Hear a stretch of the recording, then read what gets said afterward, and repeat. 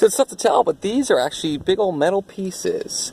Check it out right there. There's a big old metal piece. The wind's blowing this way, blowing just part of this roof off, this structure. We'll really see it when we get over here. Look how some of the stuff kind of got caught right there. You see that in the fence, and then hard to miss this right here. Check out some of the pieces of the roof. Look at that. Those winds just stripped it off. The winds were so strong when they're blowing this way toward us. Look at all that stuff. Here, I'll back her up. I think it's unbelievable. Well, it goes to show you how strong and the power of the wind. Look at that. Some fast winds to do that damage.